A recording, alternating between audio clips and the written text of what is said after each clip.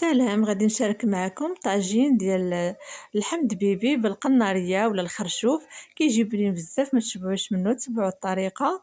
واحد الطاجين كنضيف فيه معلقه صغيره ديال الابزار الاسود، معلقه صغيره ديال الخرقوم البلدي، ومعلقه صغيره ديال سكينجبير. غنضيف 4 الفصوص ديال الثوم محكوكين، وعندي القزبر ومعدنوس. كنكثر المعدنوس على القزبر، وغادي نضيف شويه ديال الملح على حسب الذوق. كنضيف تقريبا معلقه صغيره مع عمراش، وشويه ديال زيت المائده مع زيت الزيتون. كنخلط التوابل ديالي مزيان حتى كيتجانسوا. التوابل يتجانسوا مع بعضهم كيتخلطوا مزيان. وكنضيف طريفات ديال بيبي. خديت انا من هاد الطريفات هادو يعني هبره، كنضيفها في الطاجين وكنحاول نلبسها بهذيك التتبيله باش كيدخل لها مزيان العطريه، وكيجي اللحم ديالنا بنين بزاف. غادي نزيد عليه حبه ديال البصله مشلضه، حبه كبيره، وكنخلطها مزيان. وغادي نوضعها على النار حتى تقلى وتهبط لي البصله ويتقلى لي داك اللحم. كما كتشوفوا هنا، من بعد ما بدا كيغلي الطاجين وبدات البصله كتقلى، كنقلب اللحم، كنقلبو على الجهه الاخرى باش ياخذ حتى هو يتشحر لي مزيان.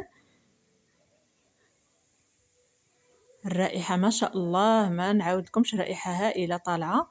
غادي نضيف الماء الكافي اللي غادي يطيب لي فيه الطاجين، وغادي نغطيه ونخليه يطيب على خاطرو. بطبيعه الحال النار كتكون مهيله.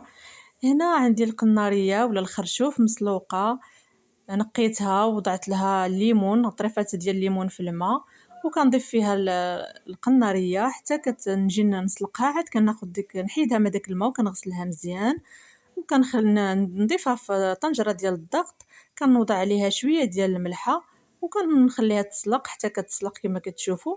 ودابا كنستفها في الطاجين على هذا الشكل هذا. القناريه طايبه، يعني غتجي هذيك من غيطيب اللحم غتكون زادت طابت وكتجي بنينه بزاف، ما تشبعوش منها في الطاجين. هنا من بعد ما استفتها كامله غادي نخليها طيب على خاطرها. غادي نغطي الطاجين ونخليه على نار مهيله حتى كيتقلى لي مزيان ويطيب. كما كتشوفوا هنا راه طاب لي اللحم، طابت القناريه يعني كانت طايبه، ولكن زدت انا خليتها زادت، وزينته بشرائح ديال الليمون والزيتون الاحمر.